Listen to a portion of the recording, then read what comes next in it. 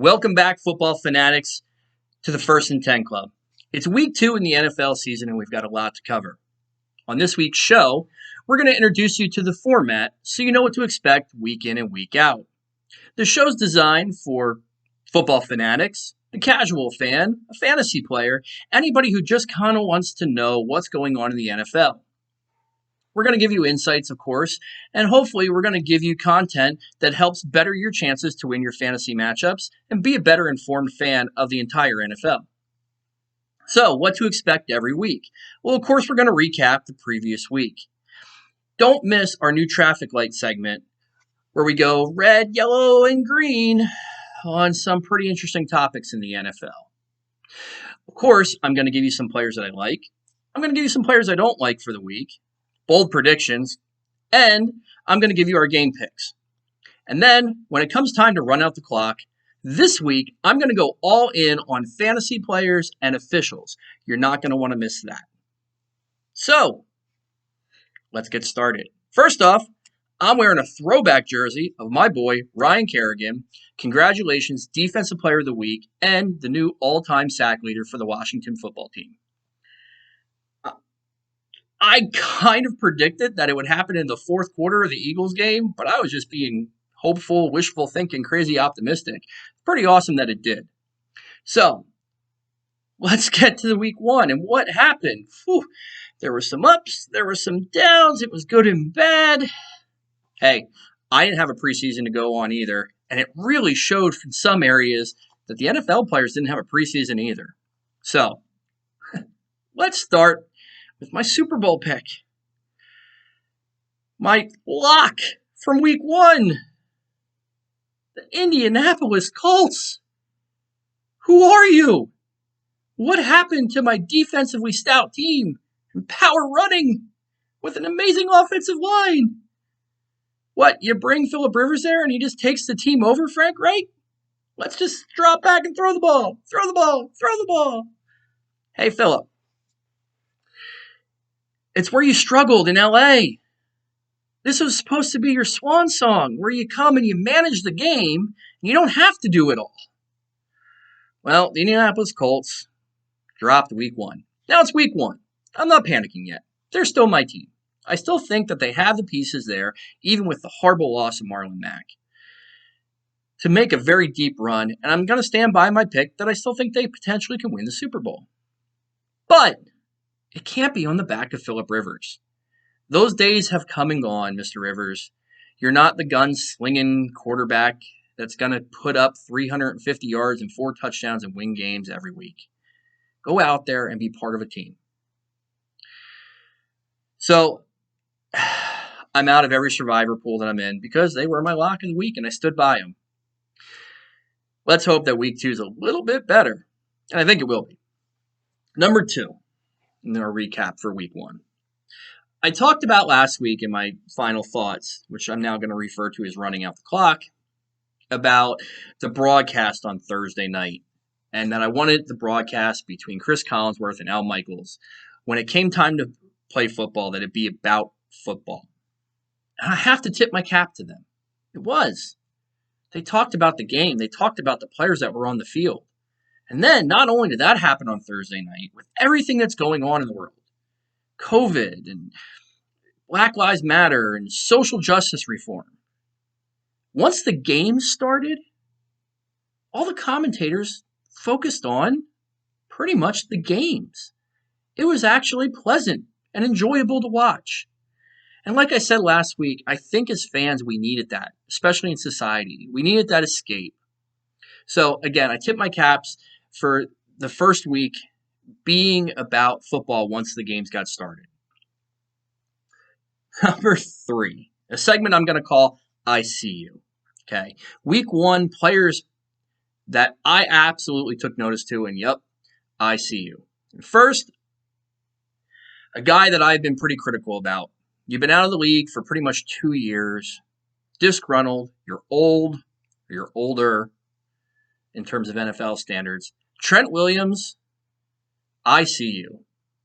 Whether it's you got to leave Washington, whether you're playing for a team that you feel rejuvenated by, wow, you looked like a spry 25-year-old playing possessed for the San Francisco 49ers.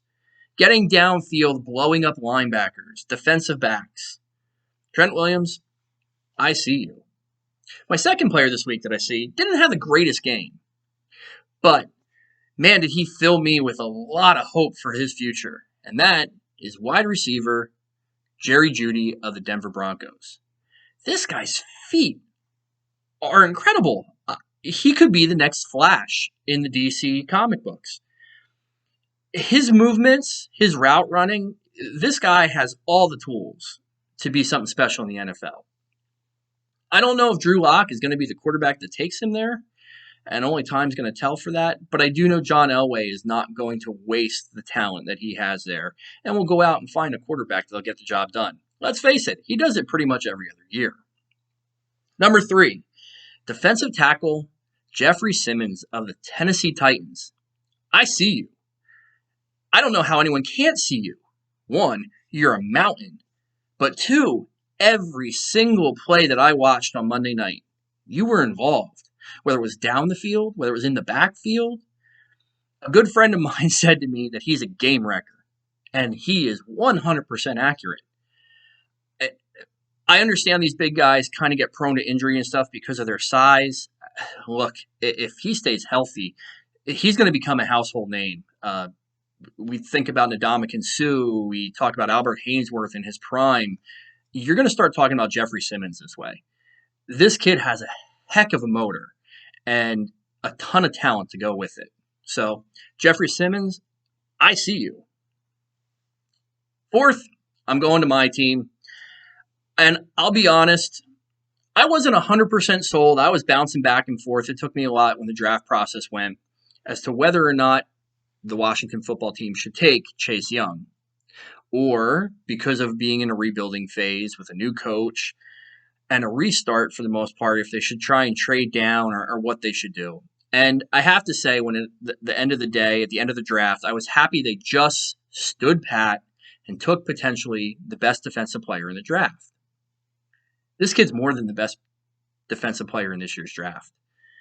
He came out and made an immediate impact. And people want to say, oh, well, maybe it was the offensive line, and we'll get to that later. But he went up against Jason Peters. Now, I know he's a little bit older, but he just looks like he can impose his will on whoever he wants. What a phenomenal debut for Mr. Chase Young. I see you, and I'm excited to see what else you bring to the table. And finally, the Atlanta offense. I see you. I can't believe what you did in week 1. If you told me that Matt Ryan would put up the stat line that he did and throw to 3 wide receivers that would all have 100 yards on the day, that Todd Gurley would get involved, and they wouldn't win, I wouldn't have believed you. Atlanta has a really, really potent offense, but somehow I feel like Atlanta always has a potent offense.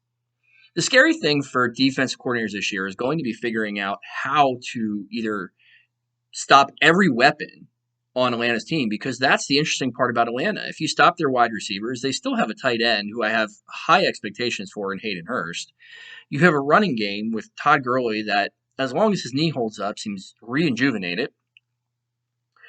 And you have a quarterback that just knows how to sling the ball around. So you either need to outscore them or figure out a way to stop every offensive weapon. Good luck. Atlanta offense, I see you. So the next part of my weekly recap, I'm going to talk about some things that I guess I expected and just some things that have left me shaking my head. First things first is going to be the New York Football Giants. Look, it wasn't horrible. You played an unbelievably tough defensive Steelers team. But what left me shaking my head is the hiring of Jason Garrett. I just don't get it. Monday night was also the premiere of Dancing with the Stars. And I'll be honest, it looked like Saquon Barkley was putting an audition tape in. Why do you have a talent like Saquon Barkley moving lateral behind the line, trying to stretch everything outside. He is more than capable of pounding the rock up the middle. And yeah, maybe you're not going to get a great return on every time. But with the speed of the Pittsburgh Steelers defense, especially that linebacking crew, you're not going to outrun them to the outside, even if you are Saquon Barkley. Jason Garrett, I hope you can take notice and make adjustments after week 1. Because if not, you're going to see a lot more of the same. Now, don't panic on Saquon Barkley. We'll get to him a little bit later in the show. But Jason Garrett, not a great debut. My second note in this category is going to be the LA Chargers. I'm going to give you guys a little bit of a tip. Preseason makes it really easy for you to get hyped up about players because what ends up happening is you have players that are out there not going full speed, not going against exotic look defenses. And you know what makes that even worse? When your team's on HBO Hard Knocks and you have cameras following you around every second. The Kool-Aid was sweet. Big old pitcher. I didn't drink it. I couldn't buy that Tyrod Taylor wasn't going to be anything other than a placeholder. And I know you have Ryan Fitzpatrick who said and accepted the role that he is a placeholder for Tua in Miami. But Tyrod Taylor and the analyst said, no, he has a chance he's gonna surprise people. He didn't surprise people in Buffalo. He didn't surprise people when he went elsewhere. This is a quarterback who really is a poor man's, at best, mobile quarterback. Tyrod Taylor. You take your weapons and you don't fully get them involved. You did not look settled. You did not look like you had a grasp on the offense. And I know it's only week 1 in the NFL. But Tyrod Taylor, he's not the answer. I don't understand how you can think he is the answer. And I think, in all honesty, there is your first quarterback to get benched. And that's going to take me into my bold predictions for last week. We got to take a look at them. I did pretty good. Now, they weren't all 100% accurate, but I had you in the right direction. And the first one I'm going to look at is my 3-game parlay. I told you that the Chicago Bears were going to win last week. 17 points in the fourth quarter to come back and beat the Detroit Lions. I told you the Washington football team would beat the Philadelphia Eagles. They scored 27 unanswered points to come back and beat those Eagles 27-17. The Cincinnati Bengals.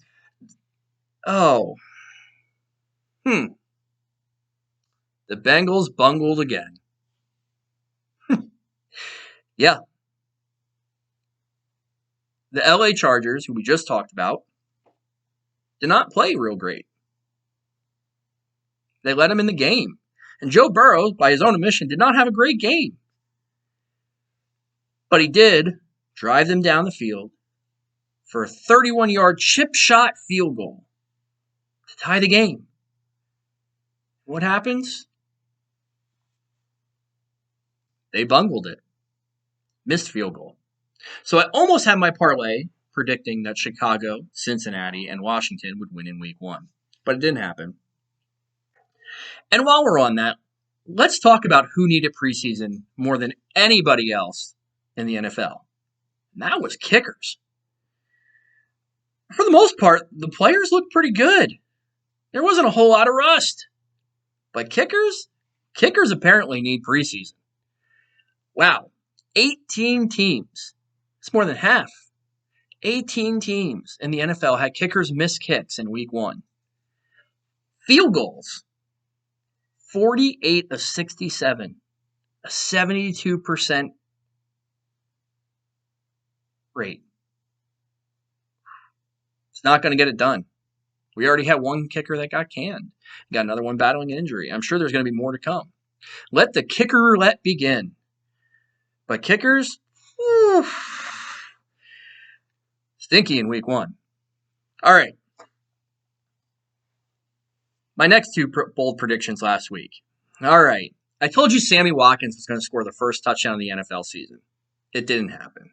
It went to a pretty good tight end in Kelsey. But Sammy Watkins did have a pretty damn good week. 9 targets, 7 receptions to lead the team for 82 yards and a touchdown. Told you Sammy Watkins would be involved in week 1. Now the big question is it Sammy Watkins of last year who disappears to the playoffs?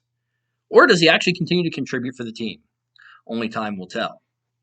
And then, my last prediction last week, Mr. Josh Jacobs. I know. Technically, I got it wrong. I said he'd have 100 yards. I said he'd have some receiving yards. I said he'd only get 2 touchdowns. Well, what did he do? Well, he didn't get 100 yards. He got 93 yards. But he scored 3 touchdowns and currently sits as your number 1 fantasy running back. I'm going to take that one as a win. So, tip of the hat to Mr. Josh Jacobs. Thanks for coming through for me. All right. So, my last segment for recapping week 1, we're going to look at our traffic light segment. What's the traffic light segment? All right. Well, it's pretty simple. We're going to talk about situations that are all clear, good to go. They're green lighted. Going to give you a couple situations that are in the yellow. We better take some caution when we're approaching them. And then we're going to hit that red button on some of them and panic. And yeah, I know it's only week 1, but there's a couple of areas where I think the panic is warranted. So let's get started in the green. Okay, first off, I said we'd come back to this Barkley owners. I know right now you're going, I drafted this guy number 2, some places number 1 in my fantasy leagues. What happened? How? How is it possible? Well, the good news out of it was he still put up a pretty decent, respectable stat line because he's so involved in the passing game.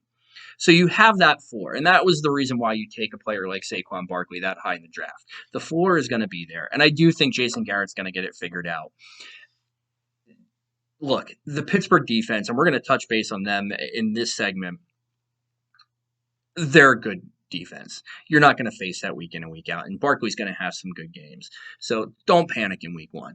You're okay there. The second one, another one where people are pulling their hair out going, oh no, what's happening? Brady and the Buccaneers.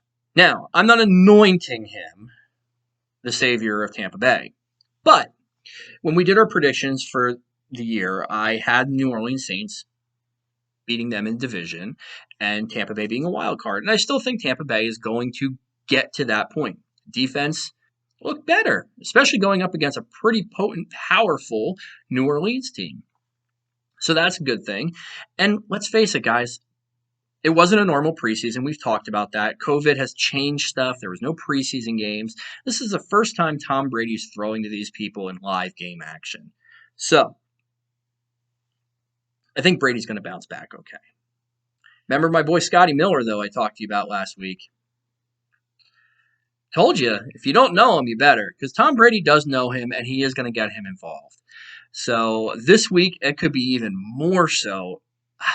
Godwin, my boy, concussion protocol, not a good thing. If Godwin doesn't go this week, Scotty Miller is going to have a massive game because he's going to basically be Godwin. He's going to get the target share.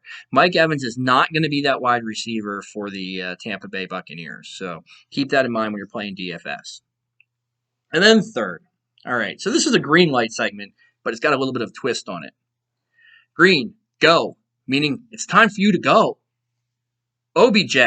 Look, I know I dump on this guy a lot, but apparently he likes that. I don't get it. It doesn't matter. Even if you're having great statistical seasons, you always seem to pout. You always seem to have your head down. You don't seem like you're engaged in the game. Then you come out and say, oh, I want to do everything to help the team. Now, look, the Browns played an incredible defense in Baltimore, and they did a lot of things to shoot themselves in the foot. It's not all OBJ's fault. But now here you are again looking potentially to be traded. Wake up. Everyone who's like, oh, go trade. Go trade for him. The talent's there, but I don't know about the heart. I don't know about him being that all-around great football player. He's incredibly talented. Yeah, he can go up and make one-handed catches. But does he have the acumen? to be a leader on a team? Or is he a poison? I'm sorry, I just don't buy into OBJ. I don't think he's that great. I think he's going to disappear no matter where he goes week in, and then surface with an incredible game, and then disappear for 3 weeks. So OBJ, as far as I'm concerned, don't let the door hit you. Or get your head in the game and start being a valuable member of the team. So let's go to yellow. Okay, so let's get this over with. We're going to talk about my Washington football team. Okay. I'm very happy. We're 1-0. We're in first place in our division. And that's a great feeling because we've had some really, really crappy years. A decade of them, pretty much. Maybe more. So, yeah, I'm living on cloud 9. 8 sacks. But let's cool our jets a little bit. 1, I do think that defensive line is going to be a problem for offensive coordinators in the NFL. But Philly helped us out quite a bit there. They were missing players. They had injuries in the game. By the end of that game, it was literally a turnstile to poor Carson Wentz. This week, OBJ got put on the trade block. And not only did OBJ get put on the trade block, but there was rumor that Allen Robinson might be on the trade block. And social media blew up for the Washington football team about, go, trade for him, trade for him, trade for him. Okay, I'm going to tell you this right now. Name any wide receiver in the NFL. DeAndre Hopkins, Devontae Adams, Michael Thomas. I know he's injured right now. But even if he was healthy, bring him to Washington. It's not going to make that big of a difference. You know why? Because just like every other team in the NFC East, our offensive line is a problem. The left side of our offensive line, our tackle and our guard, were graded by Pro Football Focus as the worst at their positions. Actually, I think it was second worst for the guard, but still, that's a problem. Haskins was getting pressure all day. The fact that Haskins barely got touched and barely got sacked is a credit to Haskins. Getting the ball out, rushing the ball out, moving around a little bit. It's not because of that left offensive line. And that's going to become a problem. When we get up against some seriously elite pass rushers, I worry about Haskins' safety. So calm your jets. Great win week 1, but we got a lot to prove yet. And we got a lot of growth that is needed on that offensive line if we're going to really take a step forward in 2020. Second, the Dallas Cowboys. And the reason why I say caution is, look, I still think they're going to be okay. Incredible offensive weapons. But I think they're starting to see that the retirement of Travis Frederick and some injuries along the offensive line, Collins, now they just lost Blake Jarwin. It's going to start to creep up on them. They also lost Vander Esch. They lost him, too, for a period of time with a broken collarbone. So the reason why I say caution is it's one of those things. I think the Cowboys, even though they have a loss, aren't panicking. But it's one of those things I think this could snowball pretty quick for them. So Mike McCarthy, you need to kind of get a hold of this before potentially what could look to be an open NFC East with injuries. You don't want to let it get away from you. If you are going to be the front runner in the division, let's face it, Dallas has kicked themselves in the butt and hurt their own chances year after year. You don't want to get too far behind the 8 ball. And my third one in the yellow section, and you guys are going to be a little bit surprised in this. Now, I do have him on one of my fantasy teams, and no, I'm not going to trade him there. At least that's not my intention. But Thursday night, the welcoming of the brand new toy for the Kansas City Chiefs, Clyde Edwards-Helaire. Now, the scary thing is people are saying that might be his floor. He had a hell of a night. Scored a touchdown. Broke 100 yards. Didn't really get involved in the passing game, so there's room to grow. Sky's the limit, right? Everything's everything you should want. Pause. Yellow light.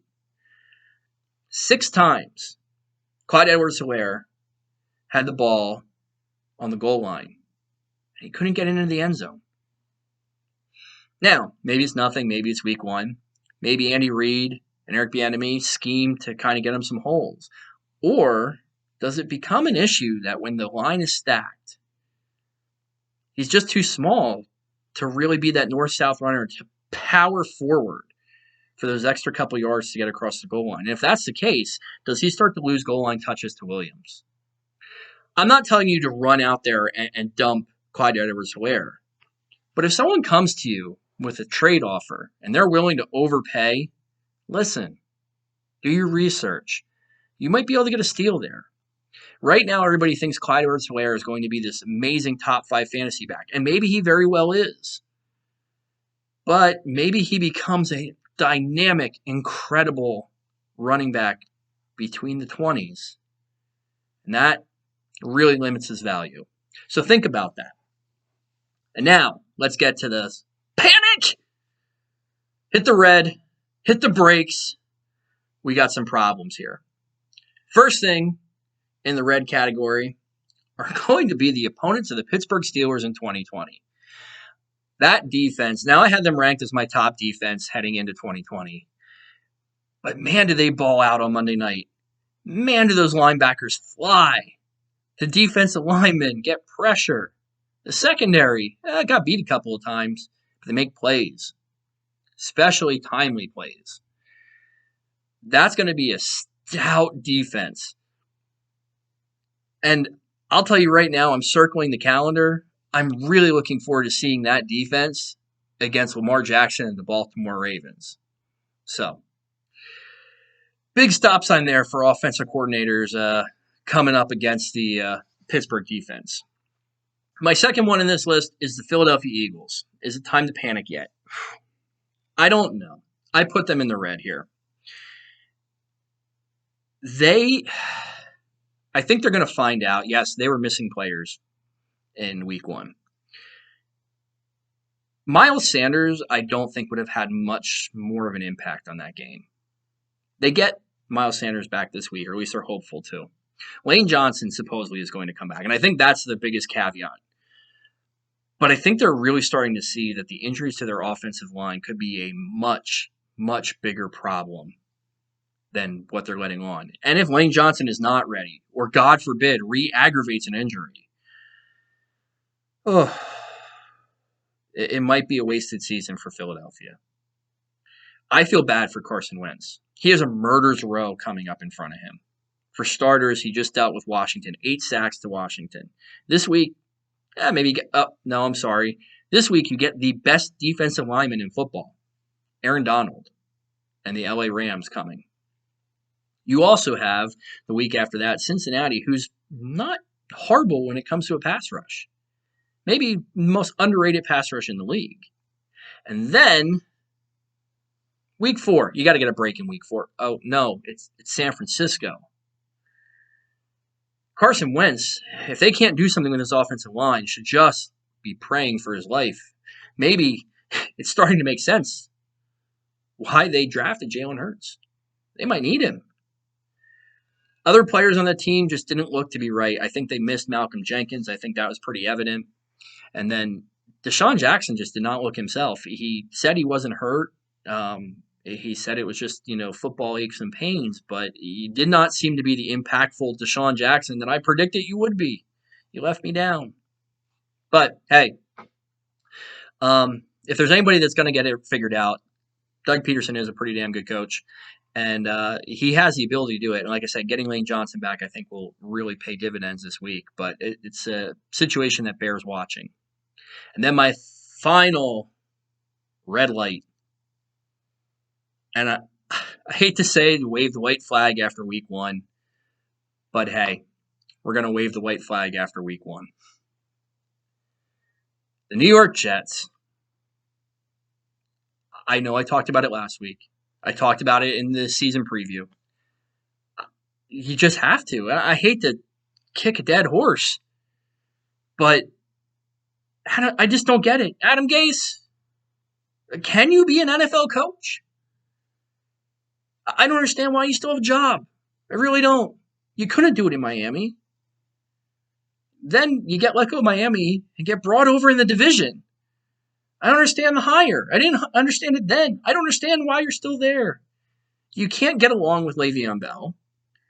You have injuries. You have players leaving left and right. And not just any players. good players. Maybe you're snake bitten. I don't know. Players opting out, injuries. But when it comes down to it, I hate to point, but I think it's you. And Jets fans, Jets, Jets.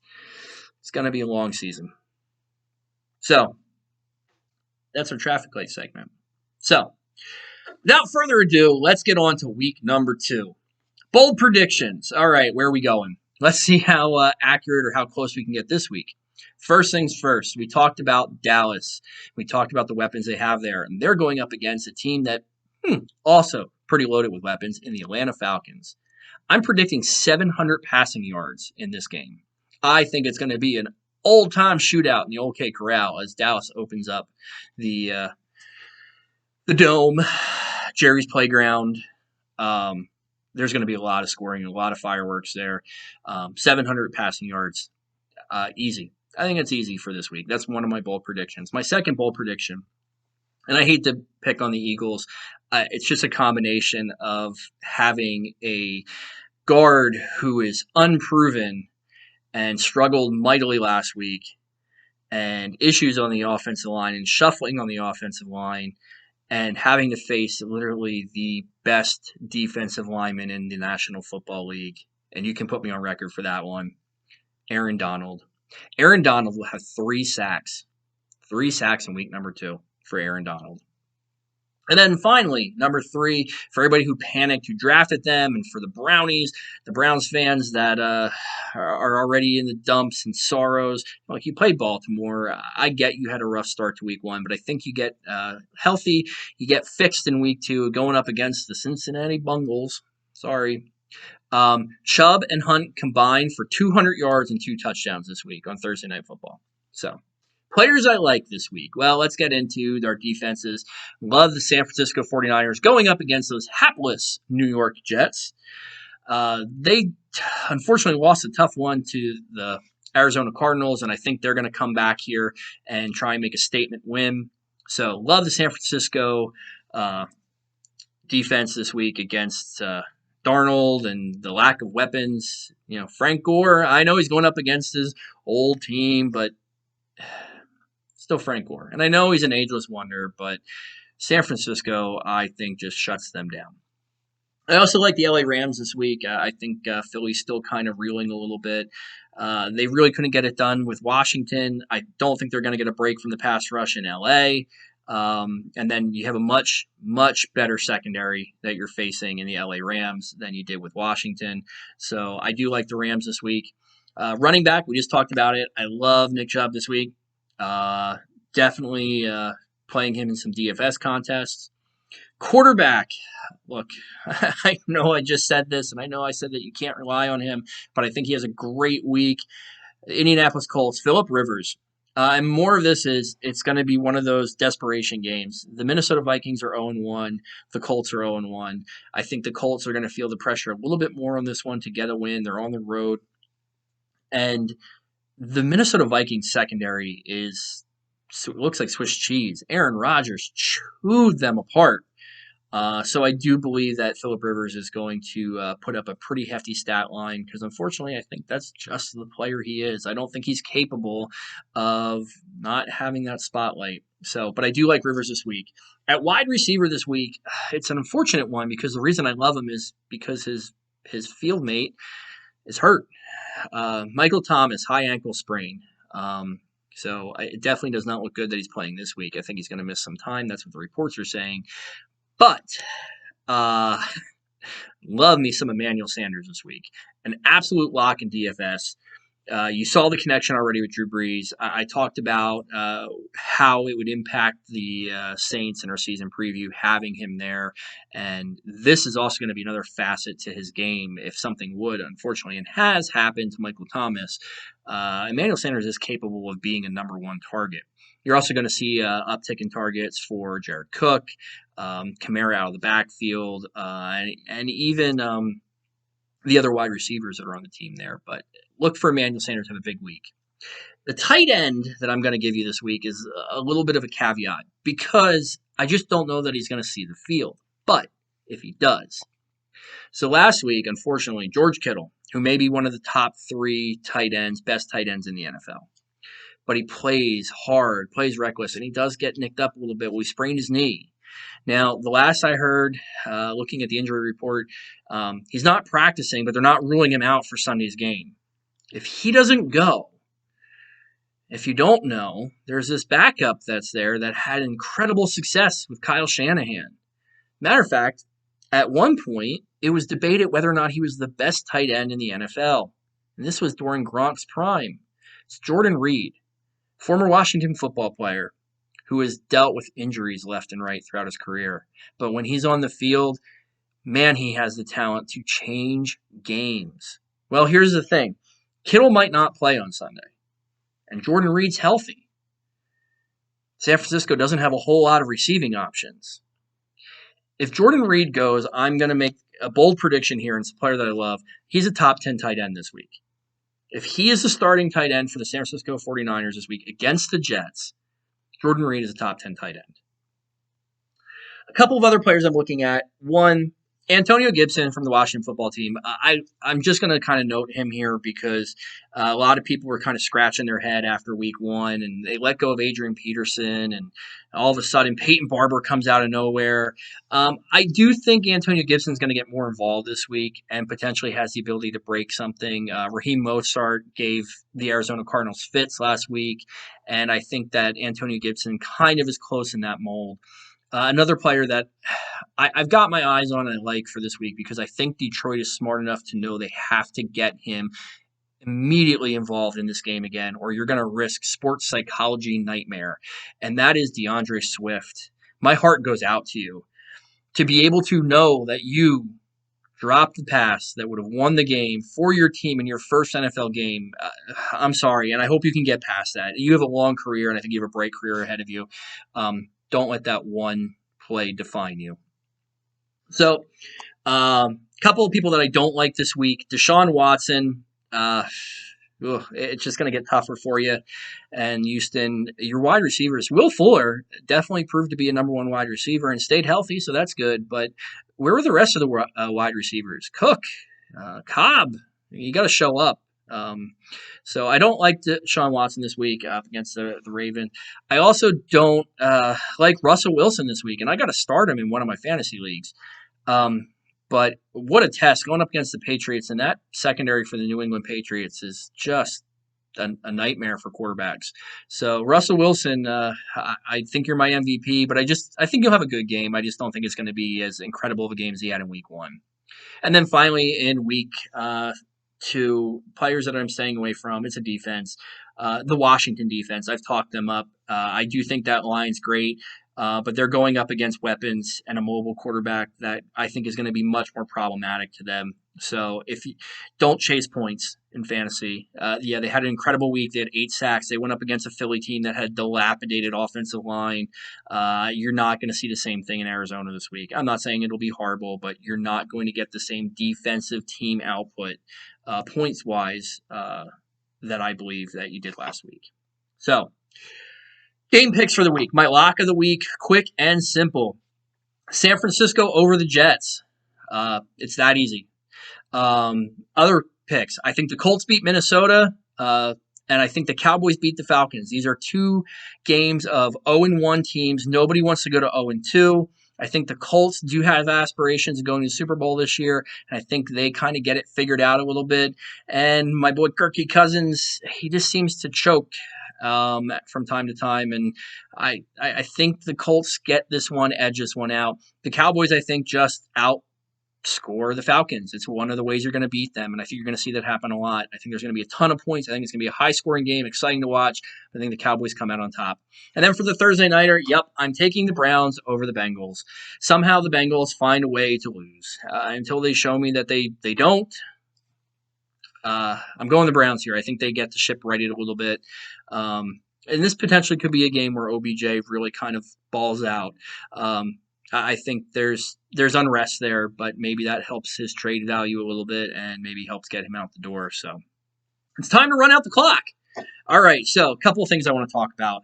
Hey, somebody help me out here because I am not I don't work for the CDC. I'm not a scientist. But a memo was issued by Troy Vincent to all the coaches about making sure you wear your mask on the sidelines. And I get and I understand the protocols. I'm not questioning that. But what I don't get and I don't understand is why you test everybody. Everybody comes back negative. So if nobody has it, why are we wearing a mask? If somebody could explain that to me or as to why, I would appreciate it. I really would. I don't get it. I really don't. Again, if everybody is tested, they reported, everybody came back negative. Coaches, personnel, players, everybody's negative. Why do we need to wear a mask if we know no one has it? So that's my first one. Second one, Jamie Collins. Come on. Yeah, you got ejected in week 1. Why? Because you put your head into the chest of a referee. I don't care if you're trying to show him what they were doing or what's happening or what you did.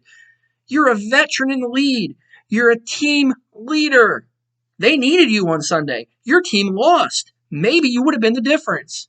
You should know better. The rule is pretty simple. You touch an official, you're getting flagged, and you're getting ejected. Bonehead move, week 1. That team deserves an apology from you. Third, officiating. Week 1. I told you I was going to come at him hard. Look, I'm going to flip the script on you here. I was happy with it. Oh, I know, there's a big controversial call in the Dallas game. It wasn't. Okay, it could have gone either way. But what he did was what was called. It wasn't yellow laundry day on the field. Games were enjoyable to watch. There was flow to the games. There wasn't holding on every play. And for a season without preseason, for a year where teams, if anything, were going to be rusty, you let the players play. Football was enjoyable. Please, keep it up. Call what needs to be called. And yes, there was missed calls. In the games I watched, everyone there was missed calls.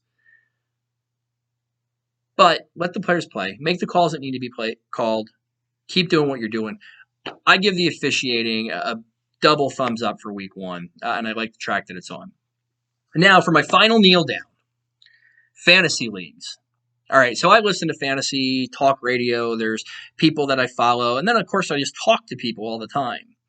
And I've seen proof. I've seen screenshots. I've heard other people talking about this. Panic. The panic leagues. People dropping Saquon Barkley, Michael Thomas, because he's going to miss a couple weeks. People that didn't perform, drop them. Nick Chubb, drop them. Drop them. If you're in leagues with people that are doing this, you need to find better leagues. I don't know how to say it. That's like playing fantasy. It's like playing football with kindergartners. Everybody's seen Billy Madison. It's when Billy Madison, Adam Sandler movie, goes out in the yard and starts throwing the big red dodgeball at little kids. You shouldn't take pride. If those are the leagues you're winning, if you're winning leagues because players drop the best players in fantasy after week 1, you need to find better leagues next year. Now, I'm not telling you don't take advantage of it. If your players in your league are that dumb, then yeah, go ahead, pick those players up, reap the benefits of their stupidity. But then I challenge you to find a better league next year. And in that same sense, I'm going to say the leagues that I'm in, thank you. Thank you to all the people that I play fantasy football with. And I'm in 7 leagues this year. Thank you for not being those people. Thank you for giving me a challenge.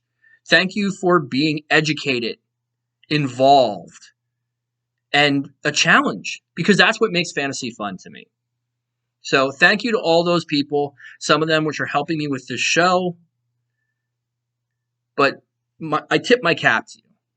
So with that being said, if you like what you're seeing, click the subscribe button down below, First and 10 Club, and let's go football.